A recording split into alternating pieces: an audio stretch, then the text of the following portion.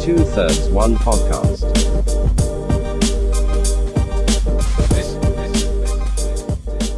Two-thirds one podcast. Hello and welcome to episode 3 of Two-thirds one podcast. I am HOFFMAN and I am with the infamous Lejebo. Hello, welcome to episode 3, the semi-professionally shot episode. Yeah, so we've got a slight change to our setup. It's a little bit better now. And hopefully you'll enjoy the podcast a bit better. So unless you're running or driving, grab a beer and get ready for some really uneducated beer opinions and terrible banter. Yeah, we're all set up on socials now. We are set up on everything, Instagram, Twitter. Still fighting over Facebook.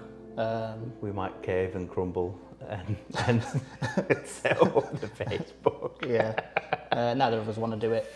So, no. And from this episode onwards, you'll find us on the YouTube more and more. So check out Two-thirds one podcast. All the links in the description. I've always wanted to say that. Yeah, don't forget to like, share, and subscribe. Nice. Always wanted to say that. You can also find audio versions on Spotify, Pocket Cast, Google Podcasts. I believe you can find us through iTunes. But wherever you get your podcasts from, you'll be able to find Two-thirds one podcast. Yeah, so today's podcast, we're going to have a bit of a catch-up. We've not actually seen each other since episode 2, or the chaos that was episode 2. We're going to look at pre-drink question. We've got some questions from Rob's Beer. And we've got some really, really good unpopular opinions. I think you're going to really like Jason's. Mine's quite controversial. Yeah. And then we've got a special announcement at the end. So, yeah, we've got quite a bit in store. But how you doing, man? I'm all right. I've had a few things go on, and Twitter's full-time job, it seems. We need Jin from Fighting the Kids podcast. We need a dedicated guy. We need Jamie and Jin and all these guys that just know what they're doing and they're not bumbling through it like ourselves. Yeah, I mean, maybe when we get to episode 25, if we last that long, we'll get our Jin. We'll get our Jin. Or Meatball. Meatball. Hey, Meatball. Meatball. Yeah. If we can get Hella Mark Corley, like the real one. Who? The buff dude with the long hair. Have you not seen him come through the podcast? No. Oh, dude. He's mesmerising. He's just one of those people, like, you just look at him and you're like, how is this guy so beautiful? Then he talks and he's hilarious. Wow, he's as funny as everyone else. Well, maybe Arron could be that guy. Oh, maybe. Pinkman. Jesse. Come to us. We've got to brew. So you've been out and about. You've been, you finally went to Plug since it's reopened. I finally went to Plug, solo escapade. Had a thoroughly smashing time. They had plenty of good stuff on. Don't spoil the unpopular opinion, but you had a... I had it fresh. How do we call... Yeah, you had a fresh lager, which we'll get into later. Which has grown this unpopular opinion. It's triggered some unpopular opinion, which we'll dive into later. Yeah. What did you think of Plug? It's good, isn't it? Plug is a brilliant place. Especially in Preston. Yeah, it's not pretentious. It's not doing anything crazy. It's nothing. It is just it's a Ron Seal, and it does what it says. Yeah, just good on the beer. tin. Good beer. Good people come in. It's a nice space. They've got plenty upstairs seating. Dodgy games, not that weird wooden Shut game. the box. Shut the box. Shut the box is a classic game. Yeah, I bought one myself now. Have you got it? 4-player version. It's got to be done. 4 players, shut the box, get your pegs in. It's a brilliant place. Like it's good location, and it's Ben. Ben's running it at the minute, yeah.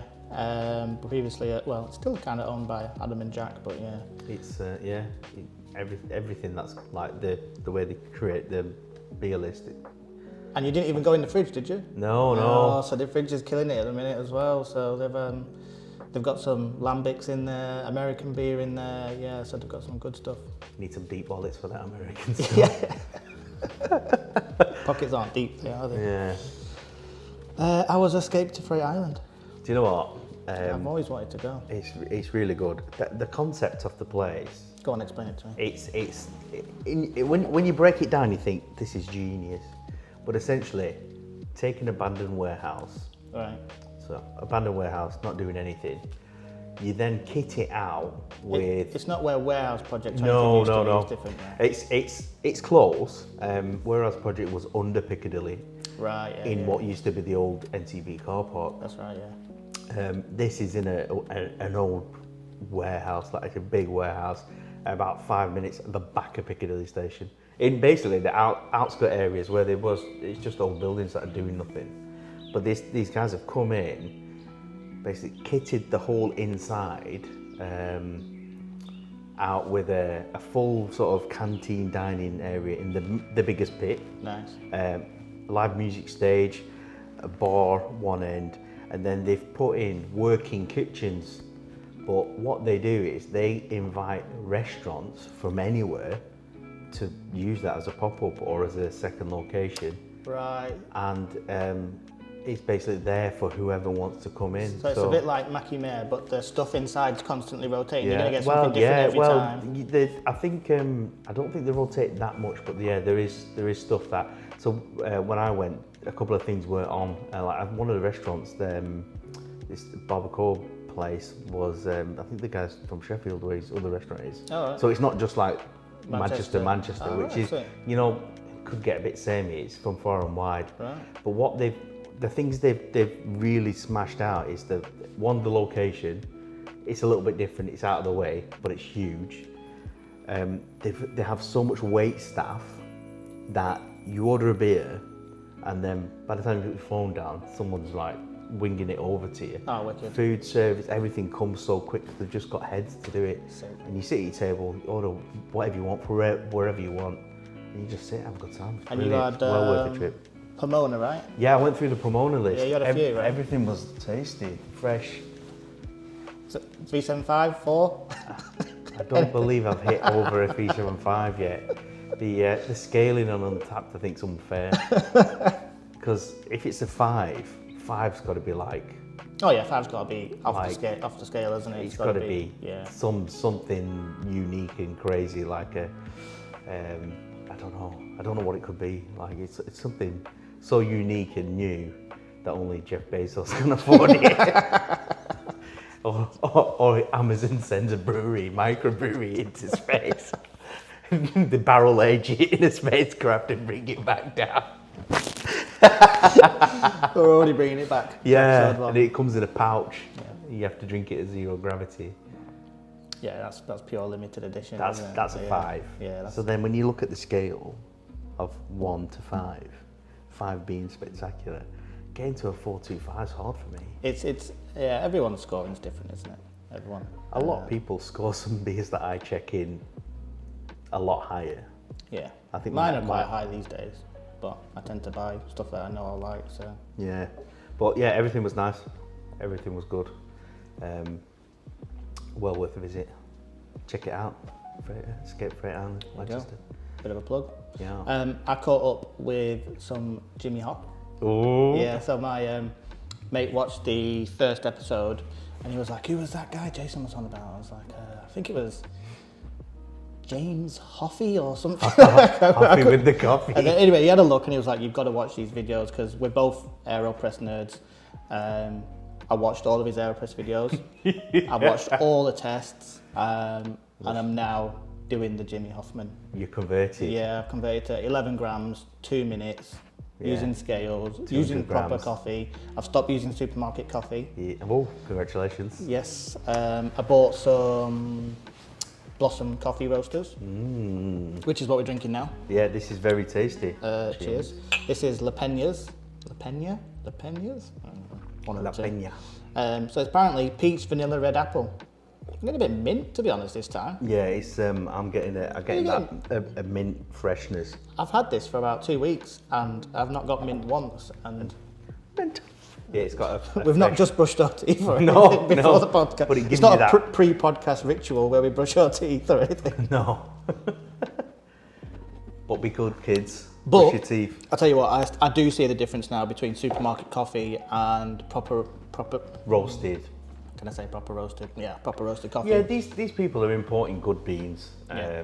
and they're roasting them, and it's surprising just in Lancashire how many people are actually roasting good coffee. Yeah, this was, I think, Good Manchester, I think they're from. But peach, vanilla, yeah, red apple. I get the peach, get a tiny bit of red apple, but yeah, mint, which is really, really odd. It's fresh though. It's quite nice. It's quite a nice little Minty coffee. hit. There's a big outfit in Blackburn that I've just ordered from Clitheroe called Exchange Coffee. Right.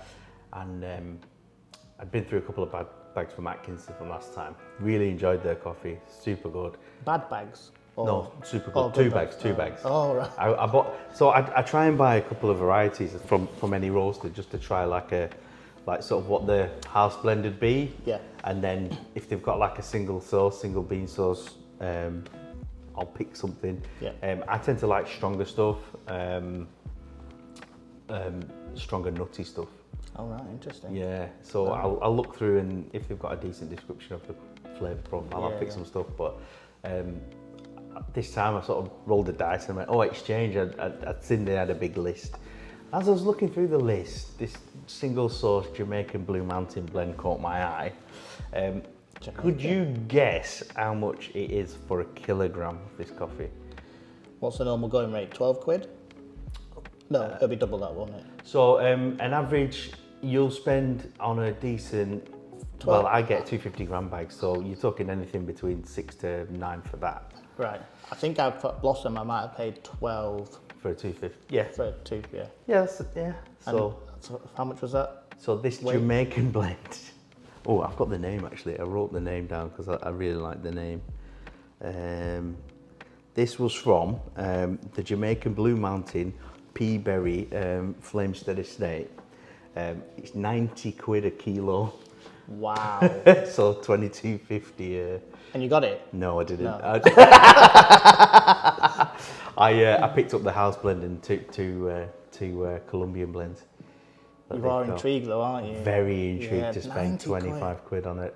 Maybe we'll split some one day. Well, I think at Christmas time, I think I will get some to try it. I didn't even know Jamaica did like coffee. I think this is probably why it's so that expensive. standard. Well, I think they probably don't make that many, don't grow that much crop, so okay. it's so expensive. But yeah, it blew my mind that you can go and buy, you can go and spend 90 quid on a kilo of coffee beans. That's which crazy. is mad. That's crazy. But yeah, by the time we get to episode 4, I will have tried the Exchange brews. I'm maybe excited. bring some round on the next episode. We'll go through it and Yeah, definitely. We'll turn this into a bit of a coffee beer podcast now. A brew, is it? 2/3 of coffee. Well, it is 2/3 one pod. Yeah. Speaking of that, we'll edit that is not us. This is not us. That two-thirds one pod is not us. That is another podcast run by two ladies in America. So, the 2/3 one pod is what you'll find them on Twitter and on your whatever you get your podcast from. Yeah. It's run by two sisters, but they are triplets. But one of the triplets, the third one, didn't want to come in. Hence the name 2/3 one pod, because the third didn't want to join. Is Very she the clever gin? idea. Is the third one the gin? Possibly. Ah, Yeah. really clever. She didn't want to be in it, so they called it 2/3. Very clever name. Yeah. It's unfortunately it's the same name we wanted. So Well, we went with podcast. podcast. So, do you think we'll get to 50? Yeah. Do you reckon? Yeah, 100%. Okay. I hope so. If you guys still want to watch us, we'll keep making this. Yeah, I mean, there's plenty of coffee and beer to go through, so Oh, yeah, don't exactly. see why not. Exactly. And then by the time the podcast is fuego. We've got to go through the motions, haven't we? We've got to peak, and then we've got to die down a bit, and then we've got to fall out, and then we've got to come back together. Come back, yeah. together. Who's gonna get a scandal? Yeah, and then one of us gets Spotify. One of us gets Spotify. And it's like Rory and Mal. Then they leave, make their own podcast. Yeah. It's not as good. Like they call you daddy. Yeah. One of us gets a podcast with Spotify. I mean, I'd take Barstool deal. Or, you know, we probably don't last 10 podcasts. Hey. Are we cousins? What was the story? We're not cousins. We're not cousins. We've been in a group for 15, 20 years. Yeah, something like that. more. In that group, I've got 2 cousins. My brother's in the group, and then we've got Jason and Faz. But why are we cousins? So a guy, we'll not name him. A guy. We'll call him Jin. Seems to be the name of the That's very podcast. close to his name. Oh, is it? So basically, a guy watched the podcast, and he's from the Flatlands, so he's from like the Lincolnshire Flatlands. He's a farmer. Right. Just casually asked, like after I spread the podcast to various people. He's not the farmer that kicked all those vegans. No. But Get out! He probably would. He probably would. No, he was curious and asked, "Are they cousins or are they brothers?" I was like, We could probably pull it off as brothers. yeah, I mean, yeah. Well, like they're filmed twins. Am I Danny DeVito? Yeah. But I mean, also Danny DeVito.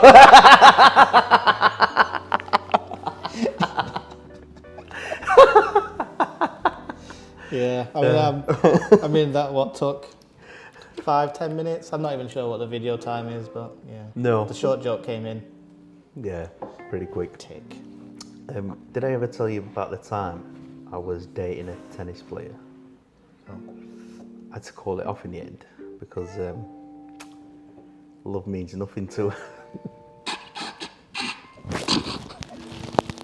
That's the best one you've done. That is the best one. That is the best one you've done. That came out of the memory archive the other day, and I thought I'll save that one. I'll nice. save that one. That's one of my like classic favourites. Yeah, another favourite that we've had in the tennis one is just, yeah. Time does Roger Federer go to bed. Tennis. That's a classic, isn't it? It's just a classic. Yeah. Classic tennis. Oh, should we talk about the previous episode?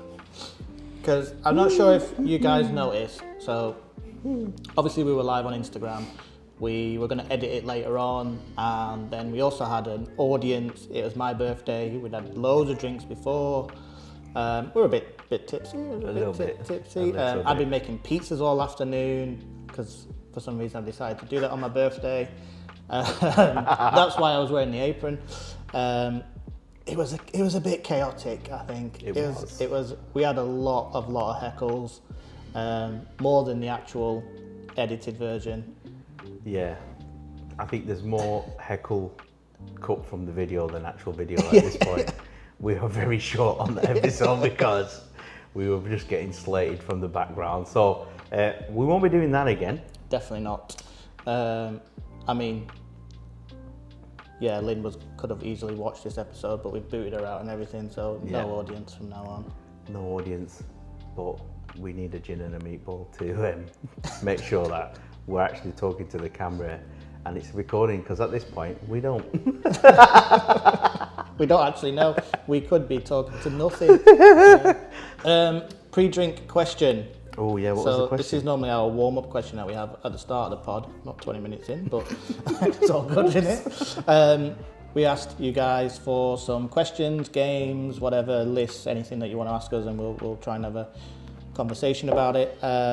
It just seems to be Rob giving us all the suggestions. So Rob's Beer Blog, thank you very much. Go check his Instagram out.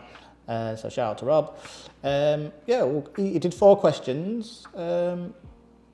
Maybe I'll just go through all 4. So, improper glassware, does it bother you? I guess there's one for me, maybe, with the stupid, ridiculous glass collection that I've got. But I'm not sure in a pub. What do you get bothered? You don't get bothered about improper glassware? No. We're not in Belgium. No. My view on improper glassware is beer tastes better in the right glass. Do you think that's purely psychological? Psychological, yeah, 100% psychological. If you're going to like that beer 2% more, then it's what it is, isn't it? You're going to enjoy it more because it's in the right glass. Yeah. That's it, really. But does it bother me? No, I'm all good. And you'll see later on we are going to have all the beers in improper glassware, so... Well, there we go, question answered. And I think out of the 3 beers we're going to have, I probably like one of them. So yeah. Do you think the trend for the craft beer glass is a direct wash from Belgium Oh, I don't know. I think it's just getting a glass out there and branding, rebranding, just yeah, pure branding? Yeah. I mean, the Belgians have some funny shapes. If you go to where's that wall? Is it Bruges? They have the beer wall. Yeah. And did they have all the glasses on the beer wall? Yeah. Or is it? There's a bar like that in Brussels itself. Yeah. Called begins with an O. Not almost Ottoman or something like that. And that they have like 200 plus glasses on display. Yeah. And they are some unusual shapes. And some of the shapes I don't even think have come to the craft world in UK. No. So I think it's a signature glass, isn't it, that you have? Yeah. Whereas here, I think it's just like I can see the track glass over here, which we're going to use later. So they've obviously branded their gold top series, and it does kind of work. It's got a gold ring around the top. It's a sick glass, yeah. So yeah, I do like the what's your favourite shape? The Lerwick glass. You know, the real short tooth, the stubby but wide glass. I like that. But you know, like the quack glass is like the all-time favourite glass. It's the worst thing to drink from. I hate it. Well, no, I like it because it's cool and it's unique, but it's not practical. Have you ever had to give your shoe in a bar for one? What? So in a bar. No, the answer to that question must always be no, right? No. So in Belgium, I was talking to a lad about it, and he was like, in the bar, if you order a quack, to get a quack actual glass, you have to give one of your shoes. And they've got an old school clothes hanger dryer that comes down from the ceiling with people's shoes on. So because people want to steal them. But I believe so it's like deposit. Yeah, it's a deposit for the glass because right. I don't think places like the Conti have the quack glasses anymore because people stole them and broke them. And I see. Yeah. It's funny, I have a quack glass at home. Yeah, you can get them. Yeah. You can. Yeah, you bought it though, didn't you? Yeah. I bought it home. Let's move on before you get arrested for doing this. Everyone's got pub glasses in their collection. Yeah, we used to have Stella glasses in our studio. San Miguel. San Miguel glasses everywhere. Another question, are tippers overrated? Have you been on the tipper scene? Do you want me to give you a bit of background on the UK tipper scene as late? I heard it's massive, but I have tried a couple. And it's either tastes like a magic tree or it tastes like a tropical. Well, you are chasing that dragon, aren't you? You're chasing that dragon. Well, it's more. There's probably like a Venn diagram of adding so much hop versus flavour outcome of a beer. Yeah, I think there's a fine line between getting that flavour that you balance. want and ruining the beer completely. And I think previously, pre-COVID, I think it was a bit too expensive to make these tippers. That's why we kind of naturally saw them for birthday beers. So Right. if a brewery was celebrating their birthday, they would maybe produce a tipper. There was a lot of risk in producing a tipper, obviously, because the ingredients volume is a lot higher, the cost is a lot more, and you're never really going to know. There's a fine line whether it's going to actually turn out okay. But then during lockdown, that risk sort of disappeared because there was no kegs coming out to pubs. So, and I think a lot of these breweries that had hop contracts, who maybe didn't want to take the risk previously, can now afford to take that risk and do a small batch of tippers. And UK brewers got really good at it. I've got to hand it to them. I thought they got really good at it, but I think everyone's sick of them. they can't win, can they? We all want tippers. We got tippers, and now we're all sick of them. The breweries can't win. But one bonus is that they've made some good ones. What's your favourite? Polly's were good. I think they did about 5 or 6 during COVID. I liked every single one. Do you think Do you think the alcohol volume to some of these tippers makes them cross boundaries of what they actually should be? You know, you sort of know where an IPA is going to finish, and the next, you know, an IPA, a dipper, an imperial. Whereas, would you say a tipper spans dipper and imperial? or does it have its own category, strength-wise? Yeah, so I think an IPA you're looking at anything bottom end of 6 to just below 8. Dipper is 8, and you can get an imperial dipper, I think, which is maybe 9, 9.5, 8 to 9.5. And anything above is normally a triple, and then you've got your barley wines and all that above that. Your tramp fuel. Your tramp fuel. Buckfast and all that stuff. Tramp fuel. Well, last week I did a quick trip to the Moorbrook. Oh, did you? Yeah. And I tried, what did I try? I tried the only thing they had that was under 5. I think it was from Northern Brewing. It was okay, but he's got like a 40% Imperial Stout on. A 40? Yeah. Or 14? 4-0, because my mate Al, he was on one of the mad 7-8% sours that were on there. Yeah. Loving life. He came in and he went, I've just had a sampler, a wee snifter of this 40% Imperial. I went, he's just gearing you up to be on tramp fuel. Like he's just giving you more and more stronger stuff. 40? Yeah. That can't taste good. No, it would be like treacle. Yeah. It'll be like treacle and burn your lips. Yeah, and yeah, I wouldn't want 2/3 of that. I don't think I'd want 1/3 of it. I think I'd just want to try it and then that's it. So. What's the smallest you can ask for? Yeah, 1/8. Don't want 1/8 of that stout, please. Mad. Yeah. But they seem to have everything into the higher end figures for some reason. They don't seem to session. So you went to Moorbrook and there was no session-ish beers? That's very odd. Yeah. They've got a lot of taps as well. Yeah, they have like eight on the go, I think, on the board at any one time. But yeah, I think it maybe just people that go in want stronger.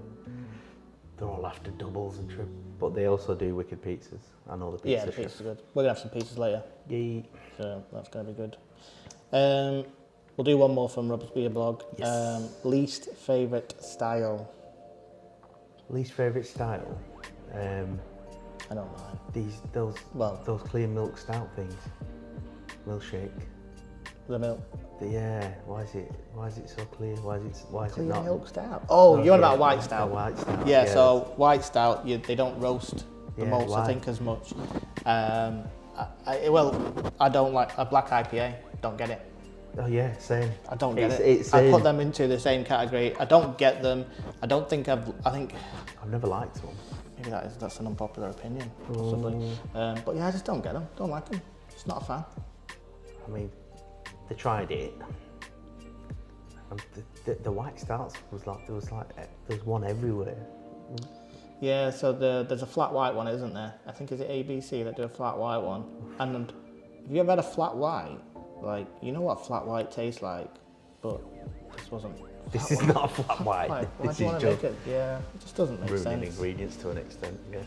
If you're planning on making it stout, but you're not doing the bit that makes it stout, what is it? Stranger Things beer, I guess. I think did they try to go into like white chocolate stouts? And I don't. White chocolate's a far inferior product compared to actual chocolate. It's mostly sugar. It's good though. Milky bars. Milky bars. I mean, give me a Milky Bar stout and I'm there. Milky I'm bar not sure I would stout. wear. It won't look like a Milky Bar, but If it tasted like a Milky bar. yeah. You don't like white chocolate, do you? I'm not mad on chocolate, but I think I'll probably find that too sweet. I'd love that. Got a very strange. 40% white. 40% white Milky Bar stout.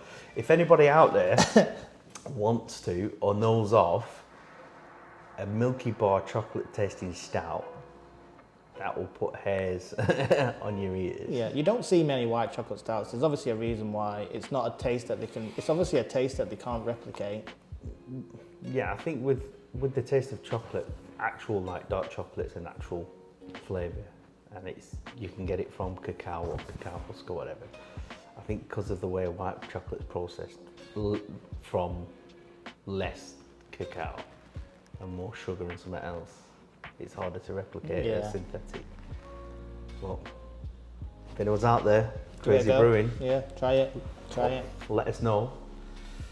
Drop a note in the comments. We read them all. I think it's time for a beer. Yes. And just like that, magic. Beer has appeared. So let's crack this open, and I'll give you. Let's have a coaster. Oh, lovely. Let's have a coaster. I'll pour you some first. Thanks, Sean. So my unpopular opinion is that Sierra Nevada isn't that great. So Sierra Nevada is a beer that's been, I guess the year. Have you seen the year? No. Guess the year. How long it's been? It's probably one of them that's been around since the 60s or something. No, 1981. Okay. Oh, So- 40 years. Well, actually, that's quite a long time, yeah. 40 years, yeah. Shit. Fair Yeah. play to these guys then, I guess. So, those that might know and those that don't, that's the year I was born.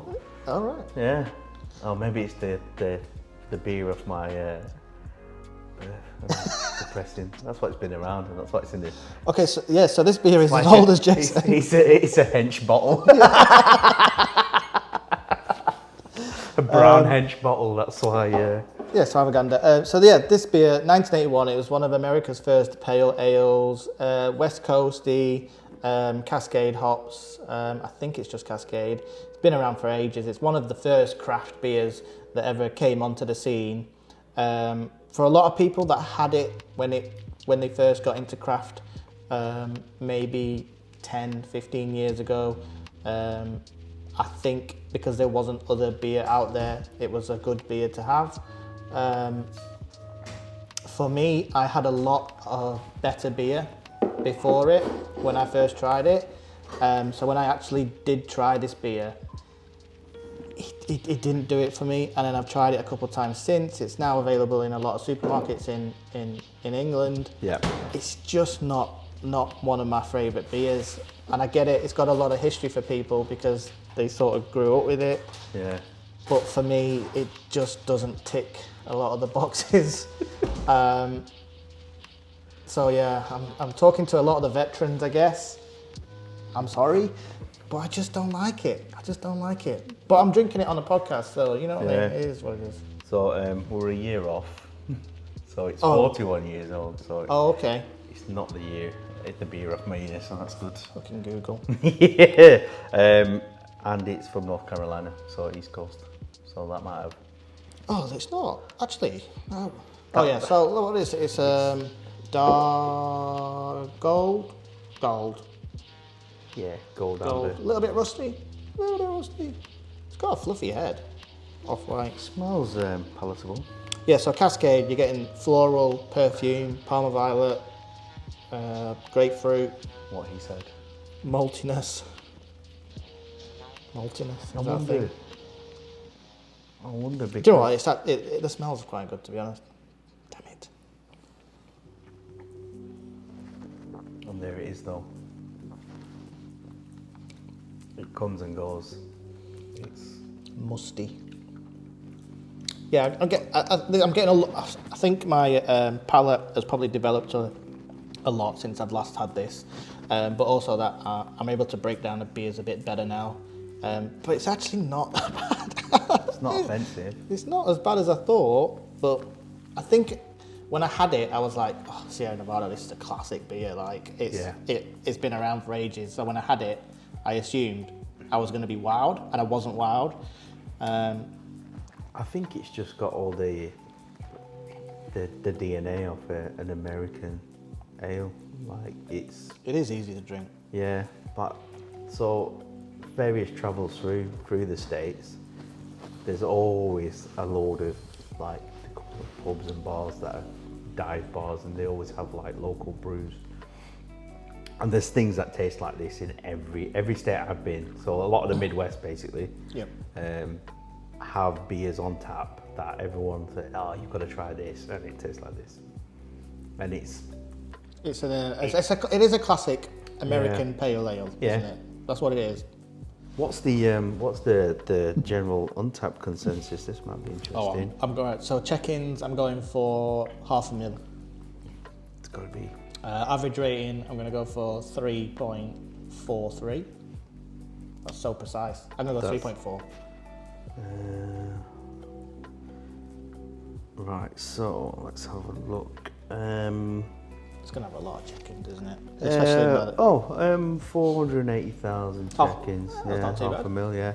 On an average of 3.63. 6.3. Mm, Wow. Okay. yeah. Oh, the last. Rob gave it a 275. And so did you. Probably at the same time, to be honest. Yeah, I believe you both did. This isn't as so. It's now available in most supermarkets. You can get this a lot. I'm not sure if I bought it from a supermarket or. You did have it 6 years ago, so. 6 years ago. Wow. Go on then. What do you think? I drink it. I'd be keen to try it on a tap. I mean, the bittersness is pretty manageable. It's not overly bitter. It is easy to drink. It's the problem. I think the only problem with it is there isn't a lot of flavour. There's that bitterness at the end. It's one hop, isn't it? It's a single hop beer, though. But even with some of them, you get even a brief hint of a punch flavour, then instantly gone. Whereas this is just okay. It's there. You took a drink. Nothing wows you. But you could easily like. I think that's one. It's probably important to tell the crowd. That's one thing that you're after in a beer, isn't it? You want that long-lasting flavour, but you want it to linger a bit longer, and you don't want it to cut short. No.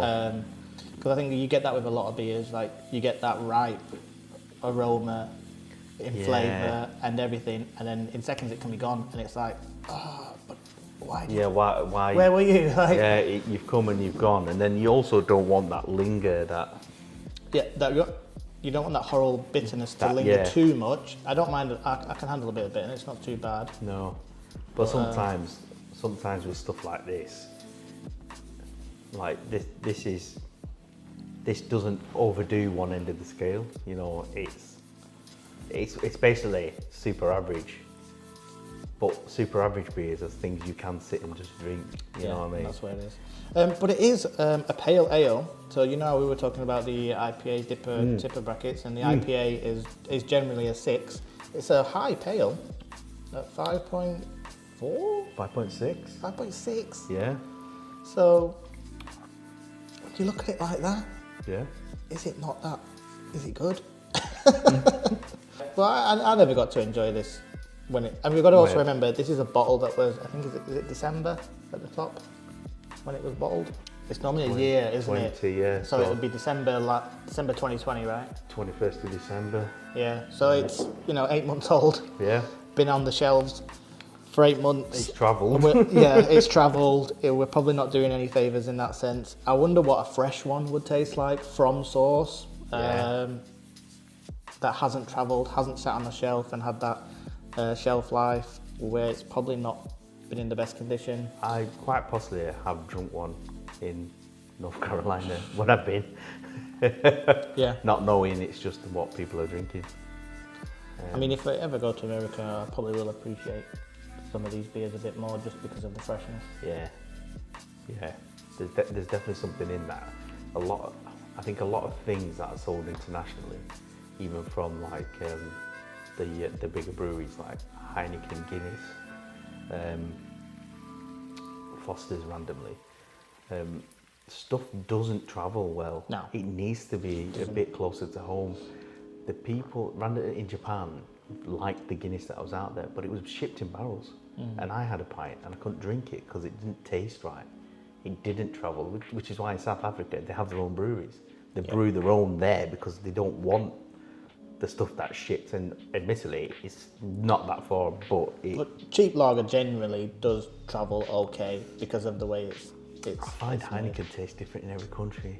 I think they tweak it for each market for localized taste, and that's why I don't like it anywhere. I've had it in the factory fresh, and you think, okay, it's a Heineken fresh, and it has a bit of a, I think that the freshness gives it a bit of something. Same with Amstel. Would you take this over Heineken if you saw it? Yeah. Knowing that this has travelled, obviously, and it's now been sat on a shelf for 8 months, and we're drinking it, and it's probably better than Heineken, to be honest. Yeah. Yeah, easily. So I was faced with this dilemma in the Pig and Whistle Not probably. yesterday. It definitely is. It definitely is. Definitely is better than Heineken. So I went to the Pig and Whistle. They've got a wide clientele, but nothing other than I think this In is shape or?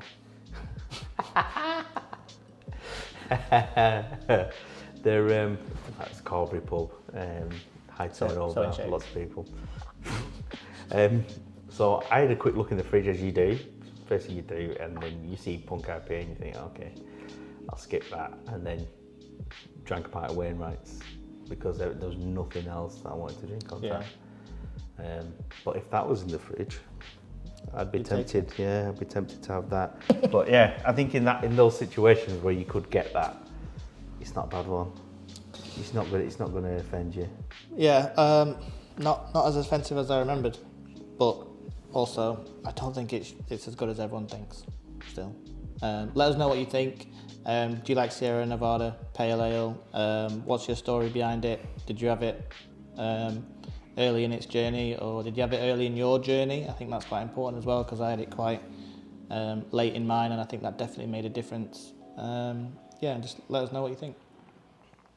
All right, should we go on to your unpopular opinion? Yeah. And if I click, the beers have appeared. Jason, yeah, this is your unpopular opinion. It was triggered from... This is going to cause some controversy. It was triggered from your trip to Plug, and you were messaging me, you were showing me all your beers that you were trying. Obviously, I had a look at that. I kind of know what's on the menu at Plug. I look at it whenever they post it. Yeah. And I knew Big Foam was on. Yeah. So I was like, Jason, you got to get some Big Foam. It's cracking beer. So you did. Yeah. And what did you say? The first sip I took off, fresh from the tap, 2/3, one podcast, of Big Foam. I went, this tastes like a classic Lauenbrau Blue. It had the smell, and it triggered something. The smell triggered something in my head that this smell and taste I've had before, and it just went straight to this for some reason. So you think Lauenbrau tastes similar to Big Foam? So we're gonna drink and go through the motions, and we'll see. So I've not drunk this for a long time, Lauenbrau. I think I had it. I think I had it a few years ago. I think it's nice. It's crispy. It's acceptable. Yeah, it does the job. So, but yeah, it's very clear. It's very clear, very filtered. Yeah. It's I'll give you a lot more because you like it. It's available around Preston in various places on draft. It seems to be a retro popular choice. I don't think it's that bad. I think it's a decent ish.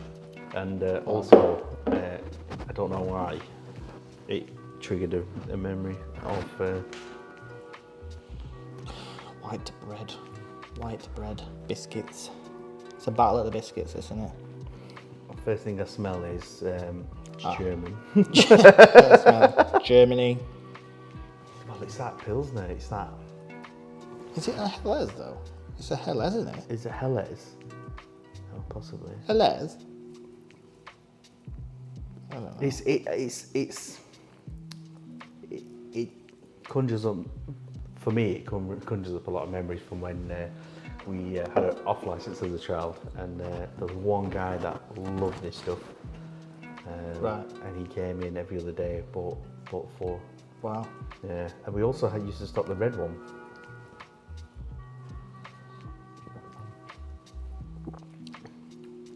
It's alright, isn't it? It's alright. It's soft. Very soft. It's got the smell and the taste.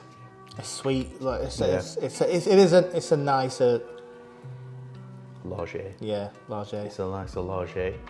Now I've tasted this, I know key differences between this and this. This is why I thought it was brilliant. And this is why I wanted to do it. But the smell, I think the smell is the smell and the taste profile are very akin.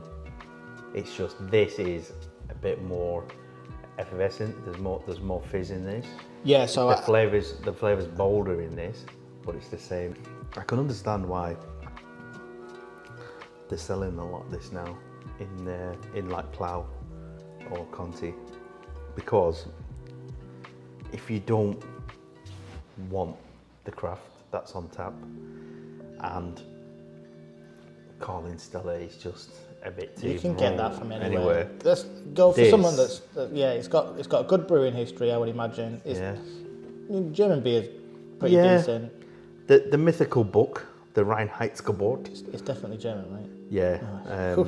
The book doesn't exist apparently, but that law of 4 ingredients only, force people to do things with the beer that you've not got a lot to mess with, but adjusting and local waters and stuff, cracking like Warsteiner, another very good. It's run of the mill now. You see it everywhere, but you never used to see that stuff. I actually prefer this out the bottle than tap. the last time I remember having it on tap. I think this has got a really nice softness to it. I don't remember having that same softness. 5.2%. Yeah, very, very sweet. It's got like a little bit of a floral tinge to it, but super easy to drink. Barely any bitterness there.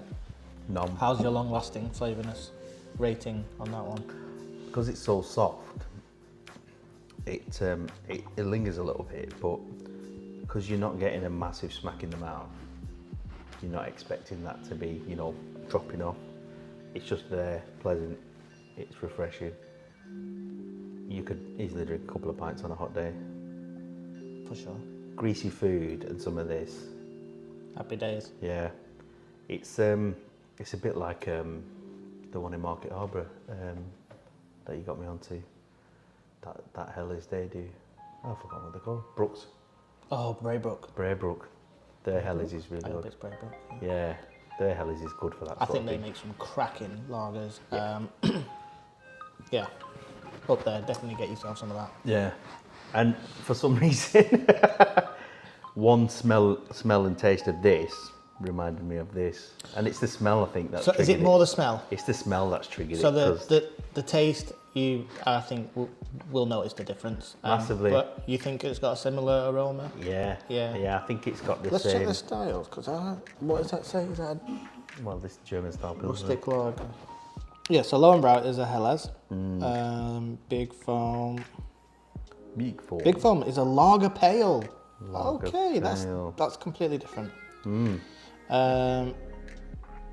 So Big Foam, it's a style lager with German Pilsner malt, so there probably will be some similarities there. Hallertau Blanc and Astra hops for a peachy white wine finish. Okay, not different styles, but they're not too far away. No, it obviously it's that German malt is what's giving it that reminiscent smell. That gives that that smell to it. I went, this smells like something I've had before, but now that I've drunk it. Backtrack. Well, no, it's just a very soft version of this, because this, like you said, on carbonation is aggressive. Yeah. But that boosts what you're drinking, because this is wicked. It is. Yeah. This is top. I've already smashed 2 tins of this, and it's super enjoyable. Yeah. So Donzo can make some. Well, it's just one guy. Well, I think it's just still one guy. I thought it was Don Anzoko. Don Anzoko. I can't remember his name. Reese. Yeah, he's a funny chap as well. I think these two have got similar humour. Okay, I was going to say he knows nothing about beer, but can make. Really good. So I think I'm going to butcher his history. So I think Reese went to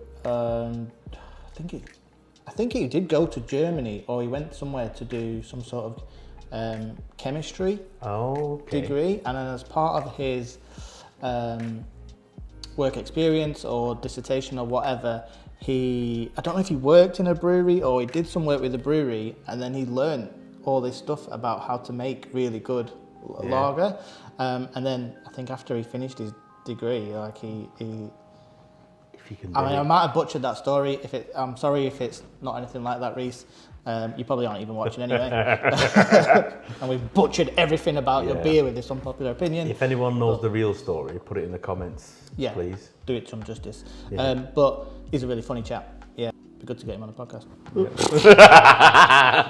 Not now. You've painted his life story.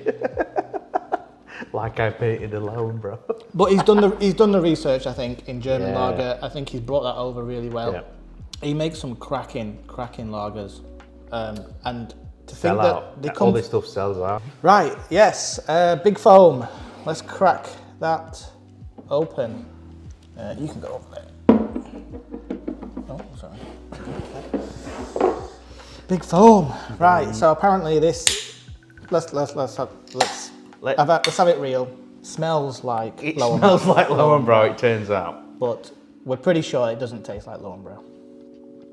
It definitely doesn't. I mean, are you going to get the Big Foam wobble? Yeah, I want the wobble. Yeah, not quite, but it's just head that, Jason. Nice one. You wanted As Lynn would say, do you want a flake with that? I thought you wanted. She loves that joke. It pisses me off.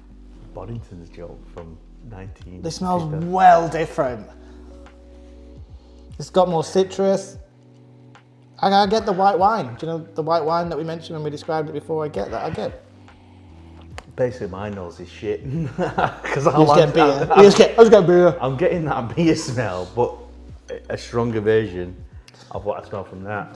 The aroma is completely different. I think you get a lot of that breadiness from that one. This one is a bit more subtle, but it's a nicer. Yeah, there's a sweetness in the smell. Yeah, nice delicateness to it. Okay. That one's more.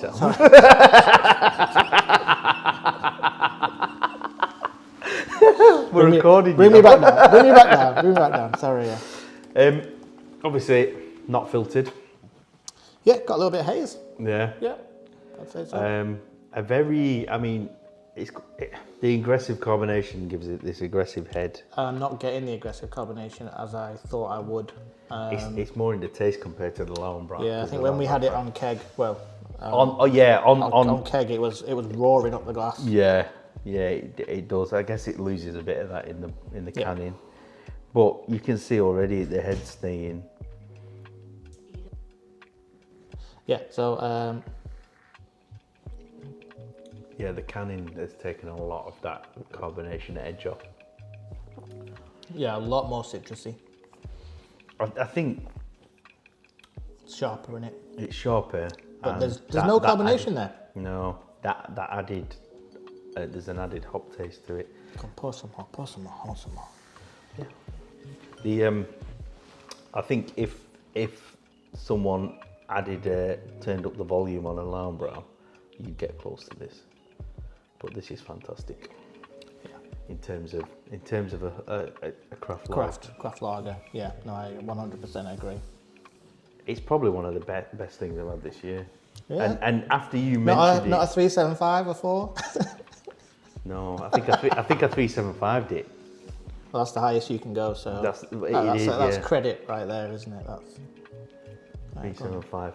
But this, there's a reason that it sells out. It's cause it is a fantastic drink. What's the hit on the ABV? 5%, so it's not even crazy strength. You could easily session this if you're an alcoholic like us. I mean, superb. Yeah, but again, the immediate flavour, the immediate taste. Spit it out. The immediate taste isn't like a punch. It's afterwards. It stays. This has got. I think. You know, you said it yourself where you crave that lingeringness. I think the citrus here really does have a lingeringness. I think it's great. Yeah. I think it's a really, really good beer. If I ever see it on tap, you have to have at least one, because that flavour comes. You get the hop taste. It's not bitter. It doesn't linger the bitterness, and then it goes. Oh, you go back in for another one, and that's exactly what it is. What he's done is brilliant. I still stand by it smells like Lauenbrau. So, is this your first Don Zoco beer? Yes, it is, yes. I think this is his second one that he ever made. The first one, which is Northern Helles, which is the same style as that one. That's what he's famous for. That's what got him into the market. That is another fantastic lager. Sound like Ole Gunnar Solskjaer. Fantastic. Yes, fantastic. Again, my hair's gonna go grey soon. I'm gonna look like Gollum. Andy Serkis without the CGI. Oh yes, my precious.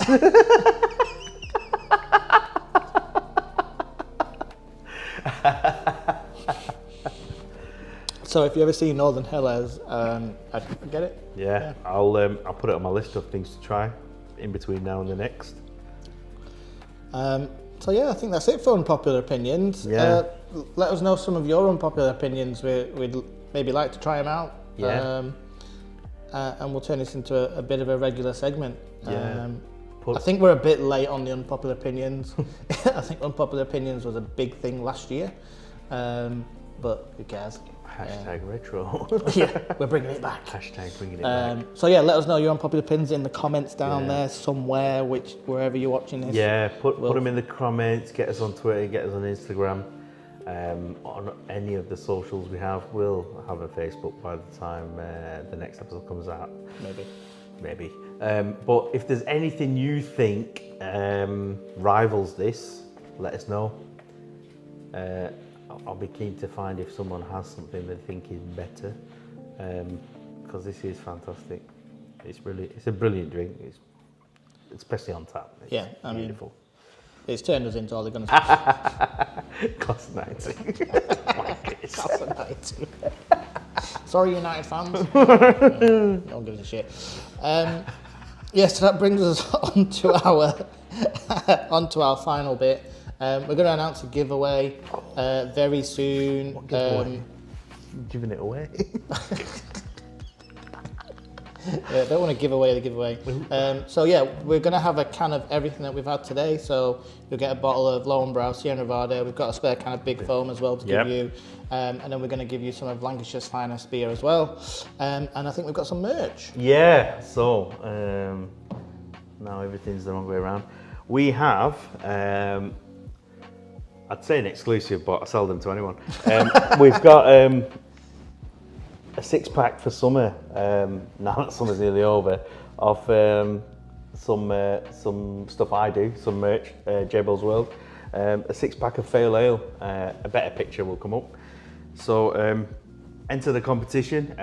We've got 3 sizes, so all 3 will be given away.